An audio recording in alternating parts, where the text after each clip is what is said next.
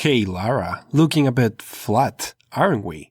So, the Tomb Raider reboot from 2013. It kickstarted a new critically acclaimed series and a movie that... yeah. A game from 2013 is now firmly in the territory of low-end friendly games, but it can still be a bit unstable on integrated GPUs. That, or you just want to know how to make a game look like this. That's fair. This is, after all, the LowSpecGamer, where I showed you some of the things that you can do to drop graphics under what the game usually allows, for performance or for the lols. Let's get started with this video that is brought to you by the streaming service CuriosityStream.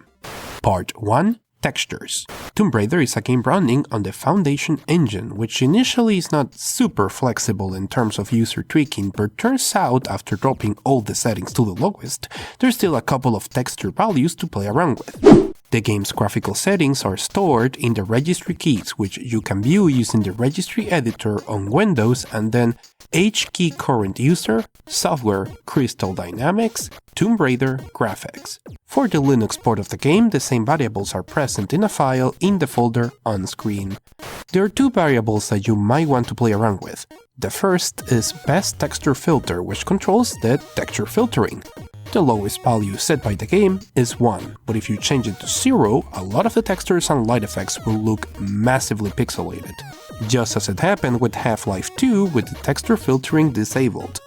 Alternatively, you can play around with texture quality. This one works the other way around. 0 means maximum quality and 2 is vanilla lowest.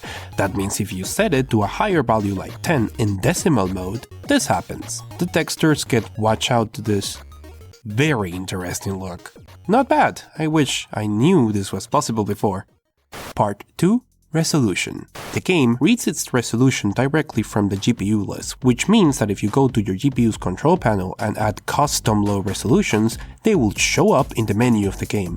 My personal favorites are 960 by 540 and 768 by 432, since they're still 16 by 9 while still being very low.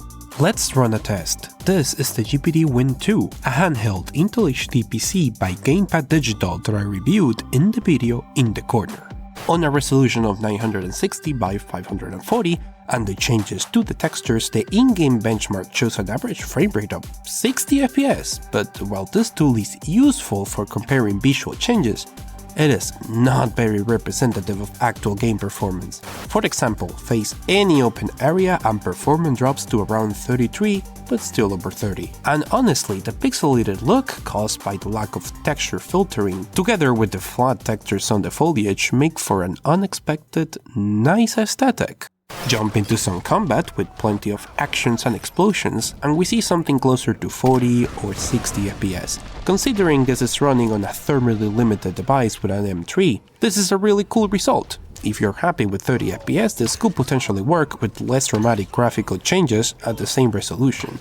I mean, if I can figure out how to aim on this controller, this might be a really good candidate for a nice portable game for this device. So how about that? Better than the movie, that is for sure, unless that movie is your jam, which is totally okay. Me?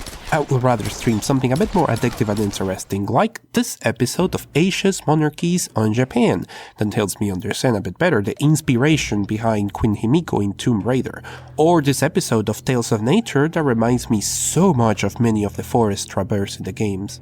You can find these and much more on CuriosityStream, this video sponsor. It is an online streaming service for high-quality documentaries from one of the founders of Discovery Channel, literally thousands of addictive documentaries for only $2.99 a month.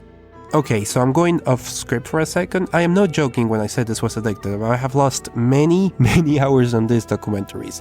This is one of those subscriptions that I really appreciate. It is so much better than wasting your time watching some random show because you're bored. It is interesting and you actually learn something. And if you use curiositystream.com/LowSpecGamer, the first 30 days are free, so you can test without losing anything. Good luck escaping that rabbit hole. Thank you to them for supporting my internet shenanigans, and you for watching or donating, or some of you actually send me these texture tweaks. Thank you for that. Here's your hidden joke for the end of the video. A creeper walks into a bar. Everybody dies. Submit your best gaming jokes in comments.